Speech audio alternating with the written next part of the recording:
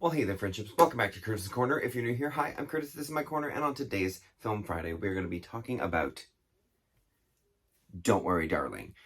This is an Olivia Wilde film, which stars Harry Styles and Florence Pugh, among many other people, and it is an interesting ride. I would have had a video last week, but I'm mad because my theater in my little town, instead of me having to travel everywhere, because I went to travel for this film, didn't have The Woman King. I was going to have that for you last week. The only time that it was playing was at like almost 9 o'clock at night, and because I get up at 7:30, I wouldn't have had time to watch it, get home, because I would have been home by like midnight, film a review for you, and then edit it. I would have not slept. And I need to sleep for my job. So, that's why I didn't have anything last week, so I just took a week off. So now you have this, thankfully. So, if you're wanting to hear my opinions and my thoughts about this film, then keep on watching.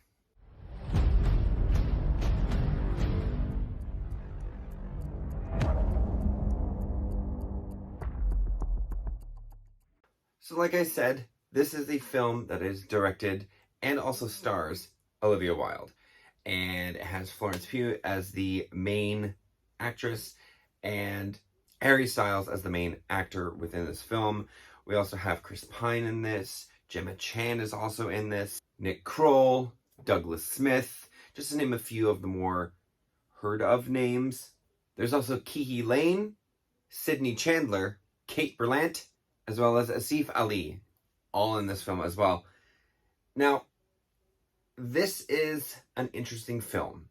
I went in expecting one thing, managed to figure out the twist kind of halfway through, and I still ended up loving it, even though the twist didn't end up being a surprise, and then coming out thinking differently about this film as well. So if you don't know what this film is about, it is about a 1950s housewife that is living with her husband, and it's in this made-up kind of town that doesn't really exist anywhere, and the husband, Harry Styles, works for this company that has provided them this whole kind of like living situation in this town.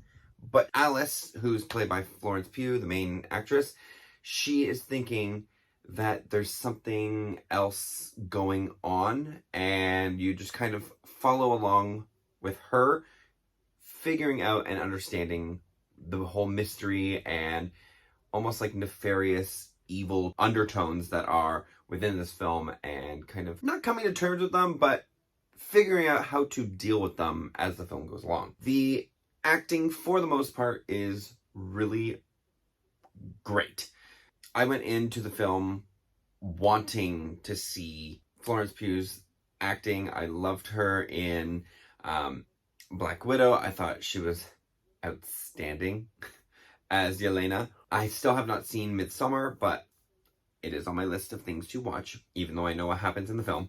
But I really wanted to sit down and be able to watch a performance that she does in kind of like this darker setting, and she did not disappoint. I think she was a phenomenal actress. She definitely outshined everybody in this film, for sure. Chris Pine, his acting was good as well. His character is very, you're kind of second guessing everything that he does, just because he is that type of character who, well, he's the boss of the company that Harry Styles' character works for. Speaking of Harry Styles, his acting was not the greatest. He tried, you could see him trying, you could see him liking to be in the part of this film that he was given, but his acting skills did not reach to the level of everybody else in this film, and honestly, the best part of his acting came at the end of the film. That's saying something. As for the rest of the cast, they were all right. Olivia Wilde did a good job in her role that she gave herself, and yeah, there's not too much to say on the rest of the acting, just because it was not as big of a role. Everyone had an important role to play, but they just weren't big enough to really dive in on how well their acting was. As for the story I thought was interesting. It definitely kept my attention the whole time. The different twists and turns and events that played out throughout the film definitely keeps your attention throughout. Even during the longer, more lull moments in the film, you're still wanting the explanation and you're still having your attention kept onto the screen by the performance of these characters. The setting of everything I thought was decent. It did make it feel like you were in a 1950s era while also seeming very modern at the same time, which I thought was an interesting take on this. And even though it had some modern kind of elements that you could feel throughout, just the way with how some people were talking, you could still feel that you were in the 1950s at the same time, which was kind of weird because you knew something was off, but at the same time you just kind of accepted the fact that you're in this different time era. As for the twist, I'm not going to reveal what the twist was, but like I said, I did see it coming. I was happy when they revealed that this was the twist, and the fact that I managed to actually guess a twist. Yay. I never usually guess twists in film, but I managed to guess this one, and I was very happy with myself, so thanks. But I thought the twist was good. I like where they kind of went, especially after the twist was revealed, which then showed Harry's better acting afterwards, because then he just kind of drops the front that he's been putting up the entire film, even though it's not even really a front. It's interesting. His performance is very unique. Not good, but it's unique. I think the best way, and I didn't think of it this way until I saw someone on Twitter, Matt, also known as Soups, kind of compare it to another show that I thoroughly enjoy. And I think that's also why I enjoy this film a lot too, because I've figured out two things that this film is like. So Soups had tweeted that if you like WandaVision from Disney Plus in the Marvel Cinematic Universe, then you're going to like this one. Well, I think that still kind of holds true.